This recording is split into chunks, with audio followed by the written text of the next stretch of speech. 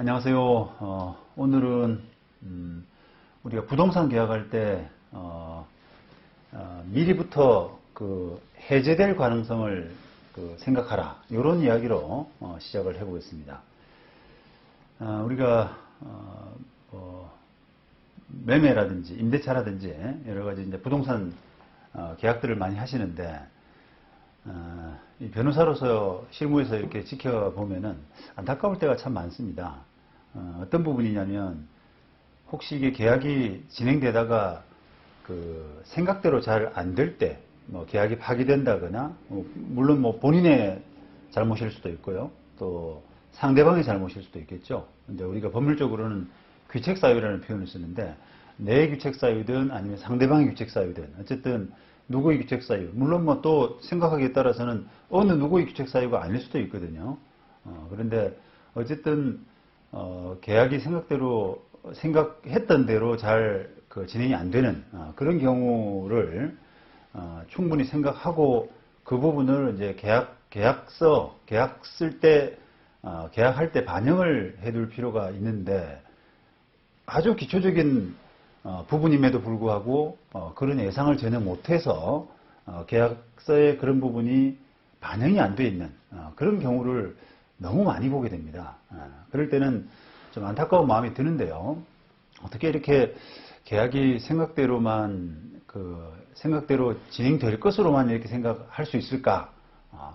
약간 이렇게 생각과 다르게 계약이 파기된다거나, 우리가 파토라고 하지 않습니까? 그런 가능성을 좀 염두에 둬야 되지 않을까라고 하는 그런 아쉬움이 들 때가 참 많이 있습니다.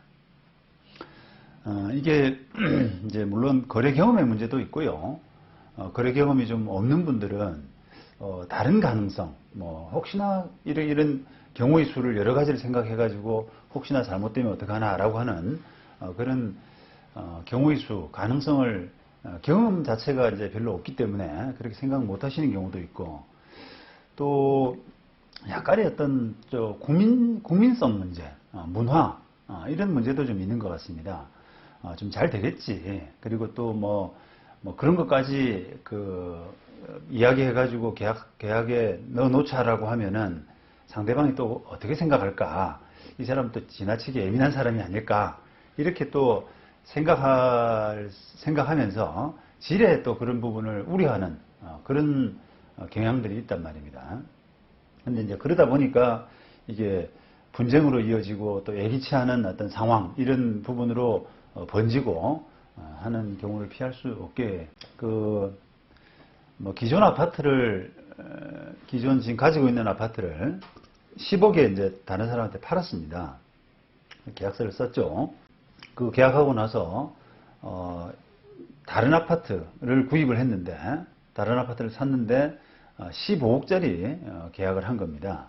그러니까 기존 아파트를 10억에 팔고, 판 돈을 좀 보태서 다른 아파트를 샀는데 그게 한 15억짜리, 이런 이제 계약을 했단 말입니다. 그런데 이게 이제 원래 계약할 때 생각은 10억이 팔아서 잔금 날에 나머지 9억 정도가 들어오고, 그 돈으로 새로 산 아파트에 대금을 내면 되겠다, 이런 이제 스케줄을 가지고 계약을 했는데, 막상 그게 계약금 내고 나서 상대방의 어떤 사정, 또는 대출 문제, 이런 부분 때문에 갑자기 이게 계약이 파토나는 그런 경우가 생길 수가 있습니다. 그렇게 되면은 예상했던 9억 원이 이제 안 들어오게 되잖아요. 그러면서 이 15억짜리 아파트 매매 계약을 이행할 수 없게 되는 그런 사태로 이제 번지게 되거든요. 자, 지금 이제 이런 경우는 쉽게 생각할 수 있습니다만, 지금처럼 이제 부동산 규제가 좀 강화되고, 또 뭐랄까요, 아파트 경기가, 부동산 경기가 좀 이렇게 하강기에 접어들려고 하는 그런 상황에서 지금 이런 현상은, 예를 들어드린 이런 사례들은 꽤나 자주 발생하고 있습니다. 그래서 제가 상담을 많이 받고 있는데요. 예전 같으면은 계약해놓고 가격이 오를 거라 생각하기 때문에 좀 무리를 해서라도 그 대금을 좀 계약을 파기시키지 않기 위해서 대금을 마련하는 편인데, 지금은 이제 계약해놓고 나서 조금 시간이 흐르면서 과연 내가 이 계약을 잘 했을까, 그리고 아파트 값이 더 내려가는 것이 아닐까, 이런 이제 생각을 하게 되면서, 게다가 또 이제 정부 정책상 뭐 대출 규제라든지 이런 것들이 겹치는 그런 상황에서 그 잔금을 마련하지 못하는 그런 경우가 꽤나 많이 발생을 합니다. 자, 그렇다 그러면 이제 이게 이런 상황을 생각한다 그러면 혹시 잔금이 안 들어오게 되면은 내가 그 15억짜리 그 계약, 매수하는 계약, 이 계약은 과연 어떻게 진행을 해야 되나, 내가 과연 그 돈을 마련할 수 있을까라고 하는 그런 생각을 좀 하셔야 되지 않습니까? 그러니까 이제 그런 생각을 하다 보면은 당연히 이제 이 돈 없이 과연 그 자금 마련이 가능한지, 이런 부분들을 좀 그 생각을 하셔야 되고, 소위 말하면 이제 플랜 B를 생각하셔야 되는 그런 부분이 있습니다. 그리고 또 한편으로는 이게 이 10억짜리 매도하는 이 계약이 깨졌을 때, 그 깨지게 되면은 보통은 계약서상에서 그 계약금 상당의 손해배상 이런 부분을 하도록 되어 있잖아요. 그러면은 그 계약에서 이제 1억 원을 이제 몰취하게 되는데, 오히려 이제 15억짜리 그 계약, 그 부분이 만약에 내가 돈을 못 내서 그 파기당하게 된다라고 하면은, 보통은 그 계약금을 만약에 10%이기 때문에 1억 5천을 몰취당하는 이제 그런 사태로 이어질 수 있는 거죠. 그런데 이게 계약서상 그 손해배상 예정, 예를 들면 뭐 계약이 깨지게 되면 귀책사유 있는 사람이 계약금 상당의 손해배상을 한다라고 이렇게 적어뒀을 때,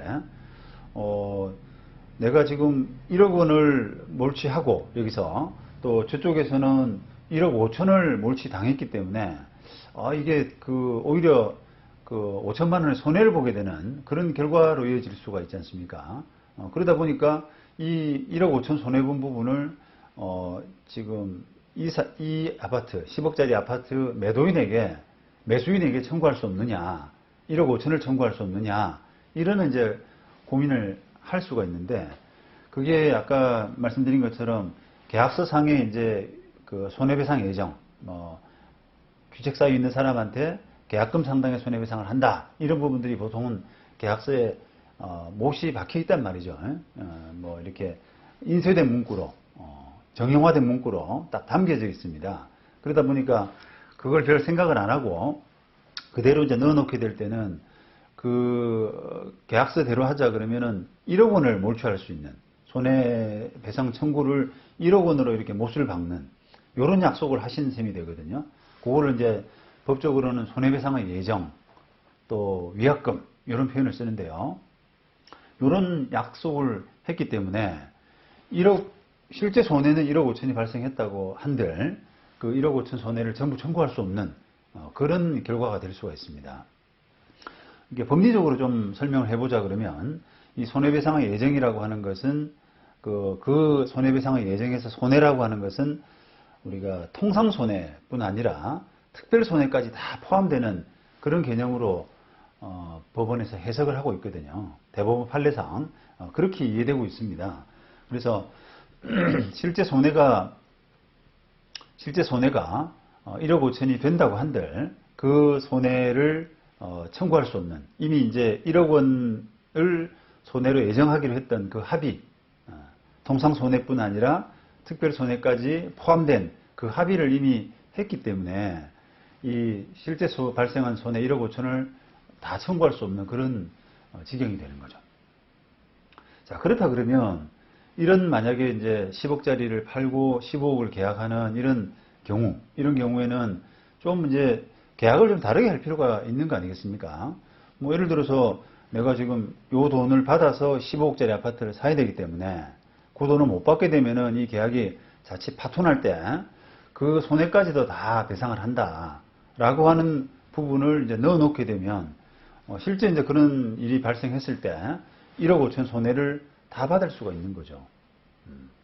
게다가 이제 그런 어떻게 보면은 이 10억짜리 매매에서 그 매수인 입장에서는 그냥 단순히 1억을 손해보는데 그치는 것이 아니라 1억 원을 몰치당하는데 그치는 것이 아니라 그 매도인이 손해본 1억 5천까지를 잘못하면 물어줄 수 있는 그런 상황이 된다 그러면 이게 내가 좀 무리를 해서라도 어떻게 해서라도 이 계약은 그냥 이행해야겠다. 그죠? 계약을 파기하고 손해배상을 물어주는 계약금을 몰치하는 이런 정도 해가지고는 안 되니까 그냥 계약을 이행하고 하는 것이 더 낫다라고 하는 그런 생각을 할 수가 있잖아요. 왜냐하면 이제 1억 5천이라고 하는 금액이 더 훨씬 부담이 크기 때문에 좀 무리를 할 수 있다 이 말입니다. 그러면서 이제 계약 이행을 촉진한다고 그러는데요. 계약 이행을 이렇게 진행시키는 촉진하는 그런 역할도 가능할 수가 있습니다.